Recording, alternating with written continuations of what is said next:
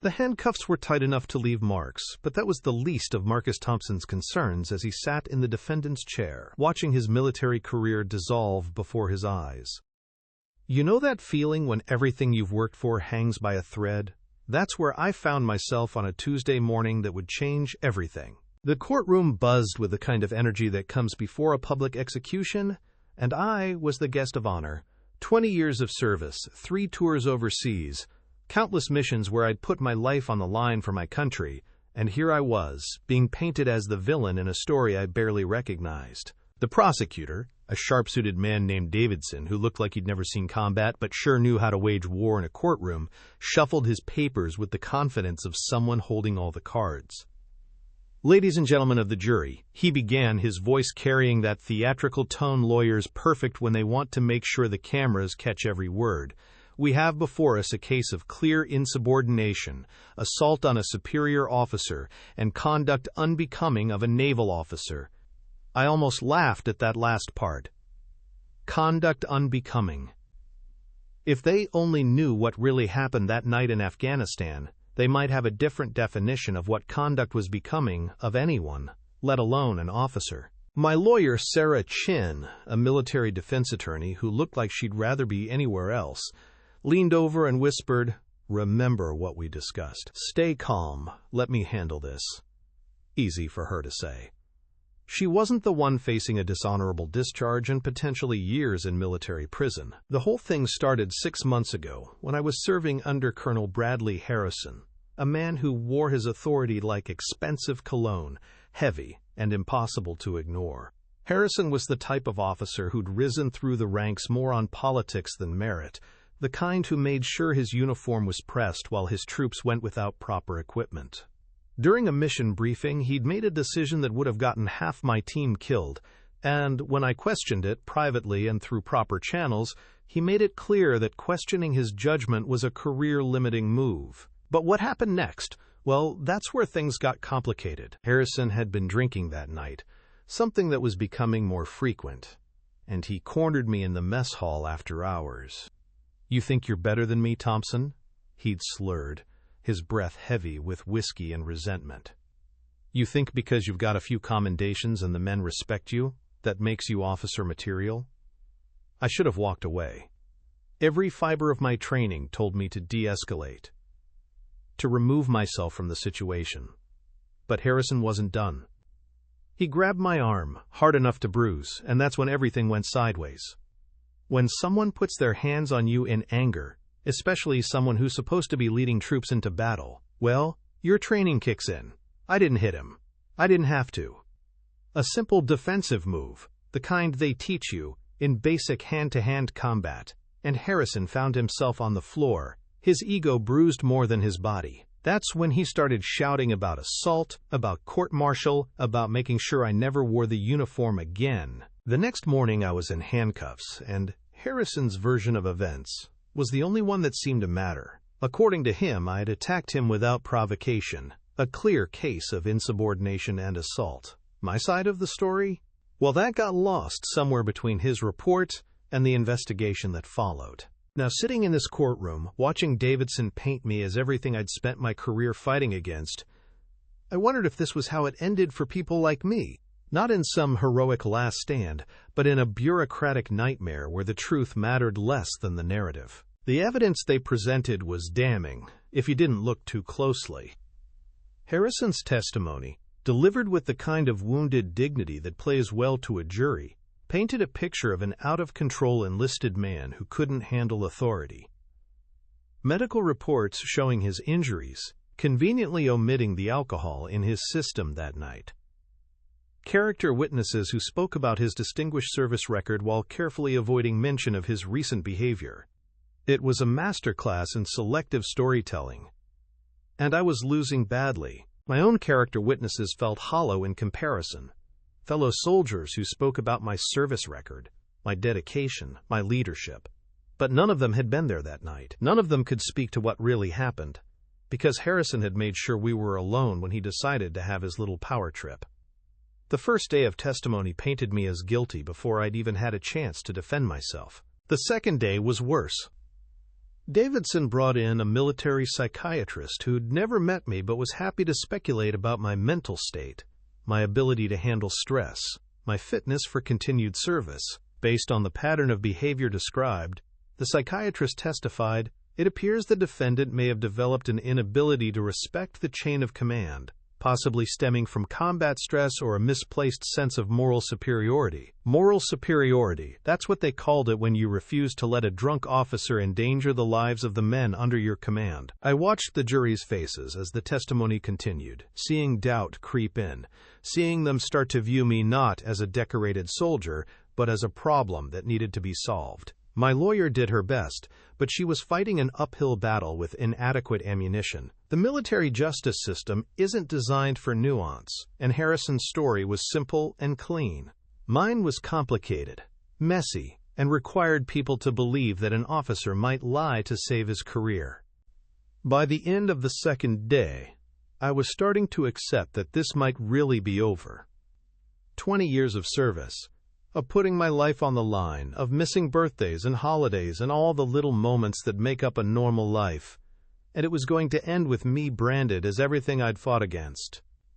That night, alone in my cell, I thought about the missions where Harrison's leadership had cost us, about the soldiers who'd paid the price for his incompetence, about a system that seemed more interested in protecting its image than protecting the people who served it. I thought about my daughter Emma, who'd grown up proud to tell people her father was a Navy SEAL, and how that pride might turn to shame. I thought about my ex-wife Janet, who'd always said the military would chew me up and spit me out, and how she might have been right all along. The third day started like the others, with Davidson building his case brick by brick, each testimony another nail in the coffin of my career. But then something unexpected happened. Sarah Chen stood up during the lunch recess with a look I hadn't seen before, something between excitement and disbelief. "Marcus," she said, her voice barely containing whatever she'd discovered, "you're not going to believe this, but we might have just caught a break." She showed me a photograph, taken by a security camera I didn't even know existed, showing the mess hall from an angle that captured everything. Harrison grabbing my arm, the aggressive posture, the bottle on the table that somehow hadn't made it into the official report. "Where did you get this?" I asked, hardly daring to hope. "That's the interesting part," she replied. "It was delivered to my office this morning by courier, along with this." She handed me a note, written on official stationery from the Pentagon. The truth has a way of surfacing when good people refuse to let it sink. A friend in high places. I stared at the note, wondering who might have sent it, but knowing it didn't matter. What mattered was that for the first time since this nightmare began, I had proof of what really happened that night. When court resumed, Sarah wasted no time. "Your Honor, the defense would like to submit new evidence that has come to light." Davidson objected, of course, claiming improper discovery, but the judge was curious enough about the photograph to allow it into evidence. Watching Harrison's face when the photo appeared on the courtroom monitor was almost worth everything I'd been through. The color drained from his face like someone had opened a valve, and for the first time since this started, he looked exactly like what he was. A man caught in a lie. The photograph told the story better than any testimony could. There was Harrison, clearly intoxicated based on his posture and the bottle visible on the table, grabbing my arm in what could only be described as an aggressive manner. There I was, hands at my sides, clearly not the aggressor in this situation. And there was the moment where Harrison's own momentum and my defensive response sent him to the floor, a textbook example of someone creating their own downfall. Davidson tried to salvage his case, suggesting the photograph had been doctored, questioning the chain of custody, but the damage was done. The jury had seen the truth, and no amount of legal maneuvering was going to put that genie back in the bottle. But the real surprise was yet to come. Just as Sarah was preparing to call me to testify in my own defense, the courtroom doors opened with a kind of authority that makes everyone stop what they're doing and pay attention. You know that moment in movies when the cavalry arrives? This was better. General Patricia Williams walked into that courtroom like she owned it, which, considering her rank and reputation, she pretty much did. 3 stars gleaming on her uniform, enough ribbons to tell the story of a career spent in service to something bigger than herself, and the kind of presence that made colonels stand a little straighter. Behind her walked two men in suits who had that unmistakable look of people who carried badges and asked uncomfortable questions for a living. "Your Honor," General Williams said, her voice carrying the kind of authority that didn't ask for permission. "I apologize for the interruption, but new information has come to light that directly pertains to this case." The judge, a career military man himself, recognized the general and nodded for her to continue. What followed was 20 minutes of testimony that turned everything on its head. General Williams explained that Colonel Harrison had been under investigation by military intelligence for the past 8 months, not for drinking, though that was part of it, but for something much worse. He'd been taking bribes from defense contractors, altering mission parameters to favor certain suppliers, and putting soldiers' lives at risk for personal profit. The photograph that had mysteriously appeared in my lawyer's office? That was just the beginning. The general's people had been building a case against Harrison for months, and my incident with him had actually provided the final piece of evidence they needed. "Sergeant Thompson," the general said, turning to address me directly, "your questioning of Colonel Harrison's orders wasn't insubordination.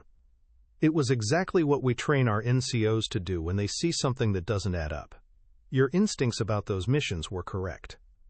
Harrison was compromising operations for personal gain." The silence in that courtroom was deafening. You could practically hear careers ending and new stories being written. Davidson looked like he'd swallowed something unpleasant, and Harrison looked like he was calculating how fast he could make it to the door. But General Williams wasn't done. "Furthermore," she continued, "the decision to prosecute Sergeant Thompson appears to have been motivated by Colonel Harrison's desire to silence someone who posed a threat to his illegal activities. This court-martial should never have happened." The men in suits stepped forward then, and suddenly Harrison was the one in handcuffs, his rights being read to him by federal agents while the same jury that had been ready to convict me watched his world collapse. It was poetic justice of the highest order, and I'd be lying if I said I didn't enjoy every second of it. The charges against me were dismissed within the hour, but that wasn't the end of the story. General Williams asked to speak with me privately after the proceedings, and what she told me changed everything I thought I knew about my situation. "Sergeant Thompson," she said as we sat in a small conference room adjacent to the courthouse, "I want you to know that your actions that night, and your willingness to stand up for what's right even when it cost you everything, exemplify the best of what we expect from our service members." She paused, studying me with a kind of intensity that made me feel like I was being evaluated for something important. "I also want you to know that we've been watching you for some time. Your service record, your leadership capabilities, your moral compass. These are exactly the qualities we need in our officer corps." I must have looked confused because she smiled and continued. "I'm offering you the chance to attend officer candidate school, Sergeant, with a full pardon for this incident, a promotion, and a chance to serve at a level where your instincts and integrity can have a real impact on the lives of the people under your command." It was the kind of offer you dream about but never expect to actually receive. From facing a dishonorable discharge to being offered a commission, the reversal was so complete it felt surreal. But there was more. General Williams explained that my case had exposed a network of corruption that reached much higher than just Harrison. The investigation had uncovered a web of compromised officers, defense contractors, and bureaucrats who had been treating military procurement like their personal ATM. My refusal to back down, even when it seemed like I was destroying my own career, had helped break open a case that would save lives and millions of taxpayer dollars. "Sometimes," the general said, "doing the right thing means standing alone until the right people notice you're standing." 3 months later, I walked across the stage at Officer Candidate School, newly commissioned as a second lieutenant, with Emma and Janet in the audience. Janet cried, though she tried to hide it, and Emma shouted loud enough for the entire auditorium to hear when they called my name.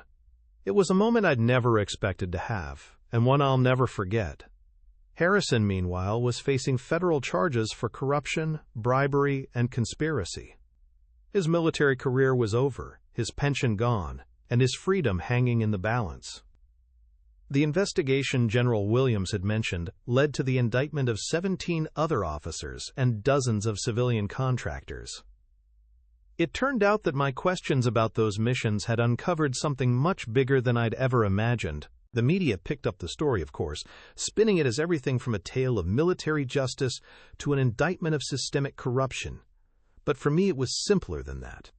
It was about doing what you know is right, even when it seems like the whole world is telling you you're wrong, even when it costs you everything you've worked for, even when you're sitting in handcuffs, watching your life fall apart and wondering if anyone will ever believe your side of the story.